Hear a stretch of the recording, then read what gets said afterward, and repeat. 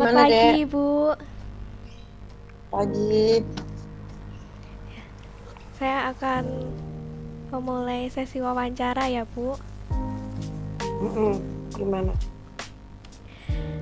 Assalamualaikum warahmatullahi wabarakatuh. Selamat pagi. Waalaikumsalam.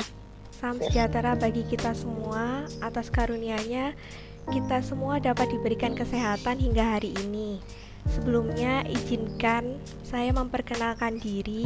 Nama saya Safatia Nailah dari Universitas Muhammadiyah Malang, jurusan Fakultas Hukum, yang sedang menempuh tugas ujian wawancara terkait hukum tata negara dengan topik konstitusi.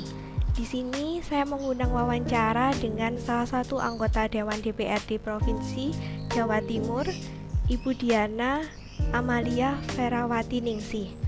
Beliau menjabat sebagai anggota dari fraksi PDIP. Selamat pagi, Bu. Pagi. Ibu apa kabar? Baik, alhamdulillah. Baik. Di rumah soalnya. Oh iya. Baru habis makan. Gimana? Ya, saya akan Apa yang langsung mau memulai sesi wawancara ya, Bu. Menurut pendapat Ibu Diana, apa itu konstitusi? Dan sebenarnya seberapa penting konstitusi itu sendiri bagi suatu negara? Apa itu konstitusi? Kalau teorinya konstitusi itu adalah sebuah aturan yang dibuat berdasarkan konsensus atau kesepakatan warga negara untuk kemudian menjadi pedoman bagi suatu masyarakat untuk menata negaranya. Teorinya begitu. Seberapa penting konstitusi? Ya penting sekali, karena dengan adanya aturan itu kemudian negara itu eksis, mempunyai aturan main,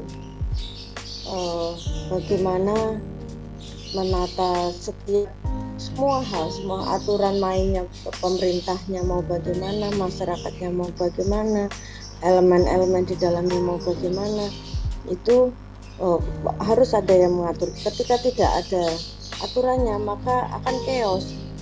Karena chaos itu apa ya?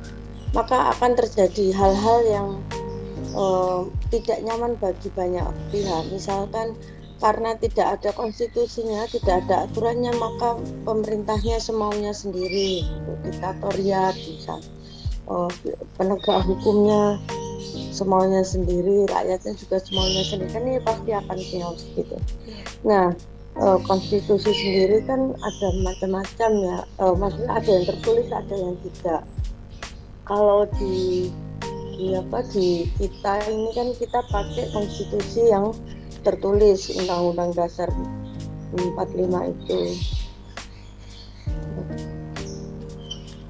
Tapi ada negara-negara yang tidak pakai konstitusi tertulis, Kanada, Inggris ya, saya nggak hafal ya, Uni Emirat mungkin itu, tapi mereka punya konstitusi yang tidak tertulis, tidak diundangkan gitu, tapi mereka punya aturan. Artinya konstitusi itu tetap dibutuhkan bagi sebuah negara, rated, baik dinaskahkan maupun tidak. Kita termasuk yang menaskahkan. Itu gini, di Indonesia keberadaan Undang-Undang 45 itu penting sekali, karena itu sebagai penanda bahwa kita sebagai negara itu sudah eksis. Kenapa begitu? Karena Indonesia ini sebagai bangsa itu kan sudah lebih dulu ada daripada negara.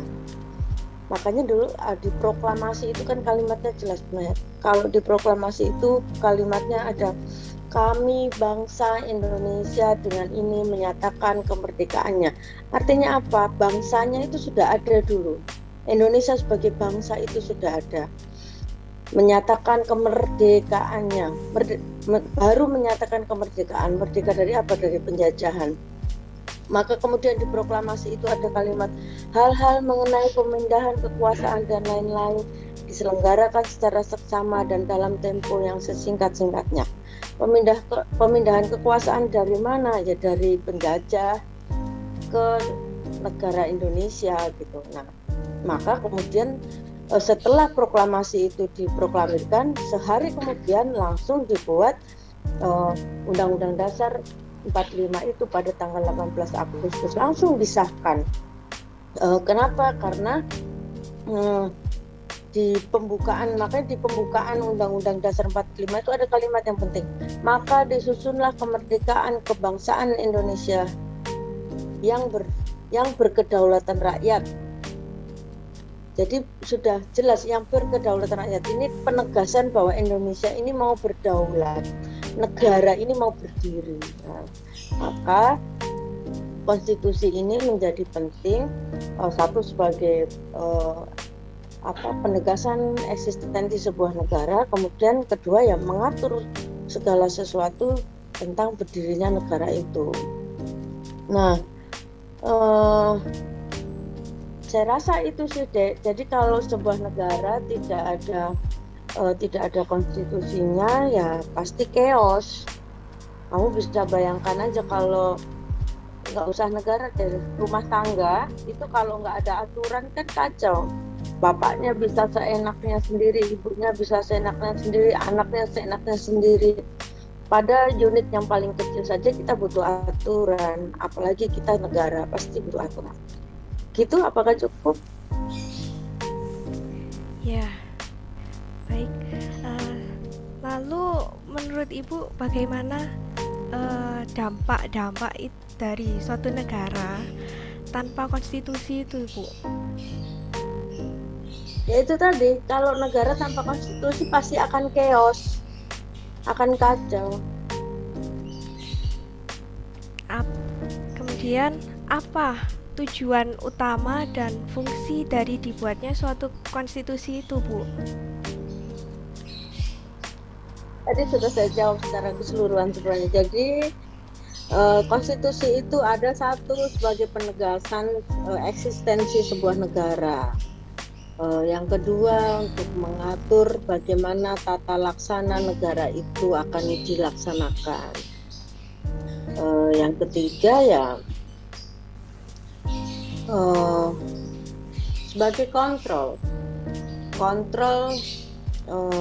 bagi pelaku-pelaku di dalam negara itu. Kontrol, jadi harus sebagai fungsi kontrol. Itu tiga itu ya. Ya. Baik. Dengan ini saya lebih banyak mendapatkan informasi dari Ibu Diana terkait konstitusi. Cukup sekian yang dapat saya sampaikan. Sebelum saya menutup wawancara ini, ada kala kurang dan lebih baik dari sikap maupun perkataan saya mohon maaf yang sebesar-besarnya ya, Bu. Ya, sama-sama.